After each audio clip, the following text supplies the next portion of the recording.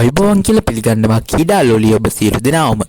මෙවර IPL තරගාවලියේ කණ්ඩායම් වටේ 39 වන තරගය ගුජරාට් ටයිටන්ස් කණ්ඩායම සහ කොල්කතා නයිට් රයිඩර්ස් කණ්ඩායම අතර කොල්කතාහි ඊඩන් ගාඩන් ක්‍රීඩාංගණයේදී පැවැත්වුණා. මෙම තරගය ආරම්භ වීමට පෙර ගුජරාට් ටයිටන්ස් කණ්ඩායම IPL පෙසාදු ලකුණු සටහනේ පළමු වන ස්ථානයේ සහ කොල්කතා නයිට් රයිඩර්ස් කණ්ඩායම IPL පෙසාදු ලකුණු සටහනේ 7 වන ස්ථානයේ රැඳී සිටියා. මෙම තරගයේ කාසියවාසිය දිනාගත් කොල්කතා නයිට් රයිඩර්ස් නායක අජිංක්‍ය රහානේ පළමුව පන්දු යැවීමට තීරණය කළා. ගුජරාට් ටයිටන්ස් කණ්ඩායම නියෝජනය කරන ශ්‍රී ලංකා ක්‍රීඩක දසුන් ශානකහට මෙවර කණ්ඩායමේ ඉඩක් වෙන්න තිබුණේ නැහැ. ඒ අනුව පළමුව පන්දුවට පහර දීම සඳහා පිටියට පැමිණි ගුජරාට් ටයිටන්ස් ආරම්භක පිතිකරුවන් දෙදෙනා කණ්ඩායමට ඉතාමත් හොඳ ආරම්භයක් ලබා දෙමින් පළමු කඩුල්ලට සතක සබඳතාවයක් පිහිටුවීමට සමත් වුණා. ඔවුන් දෙදෙනා එක්ව පළමු කඩුල්ලට පන්දු 75කින් ලකුණු 114ක සබඳතාවයක් ගොඩනැගුවා. මෙම සබඳතාවය අතරතුර සායි සුදර්ශන් විසින් මෙවර IPL තරගාවලියේ රැස් කළ 5 වන ආදශතකය වාර්තා කිරීමට සමත් වූ අතර ඔහු ලකුණු 52ක් ලබා සිටියේදී ඇන්ඩ්‍රු රසල්ගේ පන්දුව කමුවේ දැවී ගියා. පළමු කඩුල්ල දැවී යාමේ පසු නායක සුප්මන් ගිල් සමගින් එක් වූ ජෝස් බට්ලර් දෙවන කඩුල්ලට පන්දු 33කින් වේගවත් ලකුණු 58ක සබඳතාවයක් පිහිටුවීමට කටයුතු කරා. ශතකය ආසන්නයේ සිටි සුප්මන් ගිල් ලකුණු 90කට වෛභව් ආරෝරා හමුවේ දැවී යාමත් සමග එම සබඳතාවය අවසන් වුණා. අනතුරුව ඉනිමේ අවසන් භාගයේ ජෝස් බට්ලර් සමග එක් වූ ශාරුක් ખાન ගුජරාට් ටයිටන්ස් ලකුණු පූර්ව ලකුණු 200 සීමාව ආසන්නයට රැගෙන යාමට කටයුතු කළා.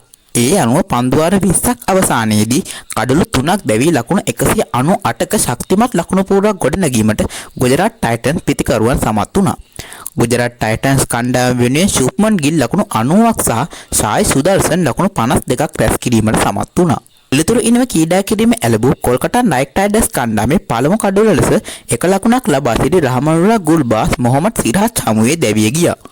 අනතුරුව තරගයේ 6 වෙනි පන්දුවර යොමු කළ රෂීද් ખાන් විසින් සුනිල් නාරායන ලකුණු 17කට දවා ගැනීමත් සමග කොල්කතා නයිට් රයිඩර්ස් කණ්ඩායමේ දෙවන කඩුල්ලද බිඳ වැටුණා. දෙවන කඩුල්ල දැවී යාමේ අනතුරුව පිටියේ එක්කු අජිංක්‍ය රහානේ සහ වෙන්කටේස් අයියර් දෙවන කඩුල්ලට පන්දු 36කින් ලකුණු 41ක සබඳතාවයක් පිහිටුවීමට සමත් වුණා.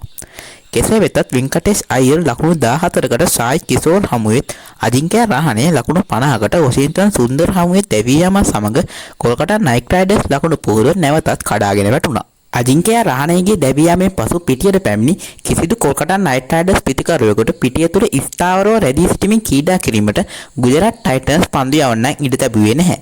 ඒ අනුව කොල්කතා නයිට් රයිඩර්ස් පිතිකරුවන්ට පන්දුවාර 20ක් අවසානයේ ලබාගත හැකි වූයේ කඩලු 8ක් දැවී ලකුණු 159ක් පමණයි.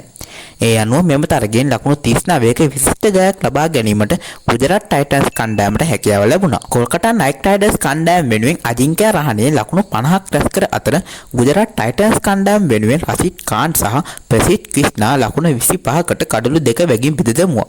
තරගයේ වීරයා සම්මානයේ විශිෂ්ට ඉනිමක් ක්‍රීඩා කර සුප්මන් ගිල් හට හිමි වුණා. මෙම ජයග්‍රහණය සමග ගුජරාට් ටයිටන්ස් කණ්ඩායම පෙසාදු ලකුණු සටහනේ පළවන ස්ථානයේ රැඳී සිටින අතර කොල්කතා නයිට් රයිඩර්ස් කණ්ඩායම IPL පෙසාදු ලකුණු සටහනේ 7 වන ස්ථානයේ රැඳී සිටිනවා.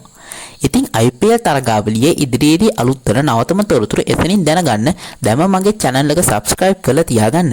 එහෙනම් අදට මම ගිහින් එන්නම්. ඔබ සැමට සුබ දවසක්.